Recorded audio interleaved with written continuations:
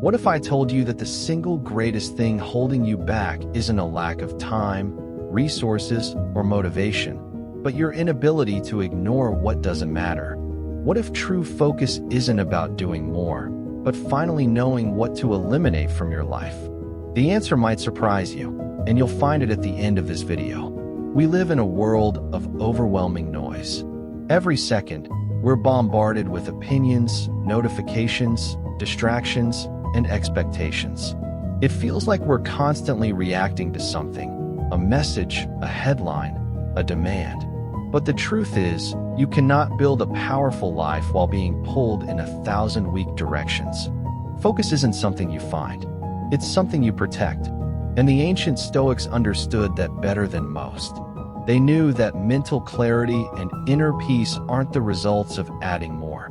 They come from subtracting the unnecessary. To live a Stoic life is to live with precision. You begin to realize that not everything deserves your attention. Not every opinion matters. Not every conflict requires your energy. Epictetus once said that we suffer more in imagination than in reality. And that's because we fill our minds with problems that aren't even ours. Arguments that don't concern us, stories that don't serve us, and judgments that we can't control. The Stoic, instead, draws a sharp line between what is essential and what is noise. If you're enjoying this video and want more powerful insights, don't forget to subscribe, hit the notification bell, and share this with someone who needs it today. Ready to take Stoicism to the next level? Grab our exclusive Stoic Quote a Day ebook and receive 3 free surprise bonuses to boost your clarity, confidence, and peace of mind. Click the link in the description now and start your transformation, one powerful Stoic insight at a time. There is power in not reacting. In fact, it may be the most underrated superpower of the modern age. Imagine what would change in your life if you didn't flinch at every opinion, every criticism, every urge to prove something. Imagine how much time you'd recover if you stopped chasing approval and started honoring your own direction. Most people are exhausted not because they're doing too much, but because they're doing too much of what doesn't matter. And the Stoic practice teaches us to cut with intention. Think of your mind like a garden. You can't grow something meaningful if you don't remove the weeds. Every distraction, every toxic comparison, every indulgent reaction is a weed that chokes your potential. But you can't pull them out unless you recognize them. That's why Stoicism begins with awareness. You pause and ask, why am I reacting to this? Why do I care what this person thinks? Why am I giving my peace to something that I cannot change? That's not detachment. That's maturity. Because when you stop trying to control what's outside of your power, you gain full access to what's inside it. Your thoughts, your time, your discipline. That's where true control begins. And here's the irony. The moment you stop needing to control the world, you begin to have real influence over your life. But this shift is uncomfortable. It forces you to admit that many of your habits are built on insecurity. The need to reply, to win, to be liked. Those aren't signs of strength. They're signals that your inner world is still ruled by the outside. The Stoic approach is different. It trains you to value your energy like gold. You stop leaking your attention into meaningless conversations. You stop justifying your path to people who were never meant to walk it with you. The world will keep throwing distractions your way. That's guaranteed.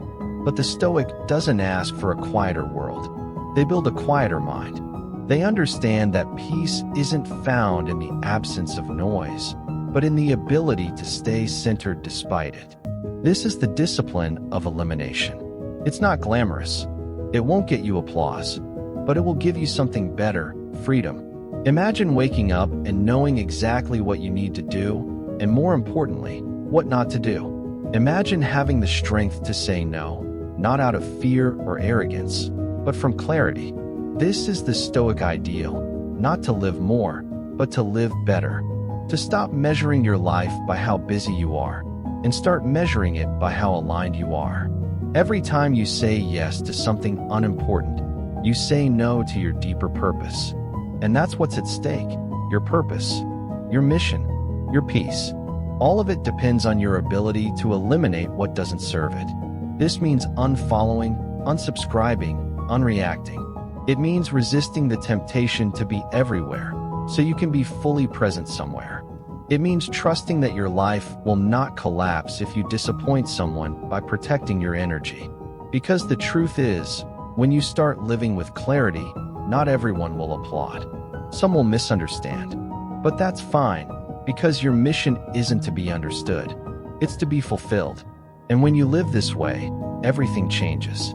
You start to move differently. You begin to choose quality over quantity, in conversations, in commitments, in relationships. You become less accessible, but more impactful. You speak less, but when you do, it carries weight. You waste less time, and with it, you waste less of your life. The people around you notice the shift. They sense your steadiness, your resolve. But they won't know the secret, that you've simply learned to cut what doesn't matter. This is the quiet strength of Stoicism. It doesn't shout. It doesn't beg for attention. It lives in decisions you make alone, in the space between a thought and a reaction, in the breath you take before responding, in the silence you choose when noise surrounds you. That's the battlefield. And you win not by conquering others, but by conquering yourself.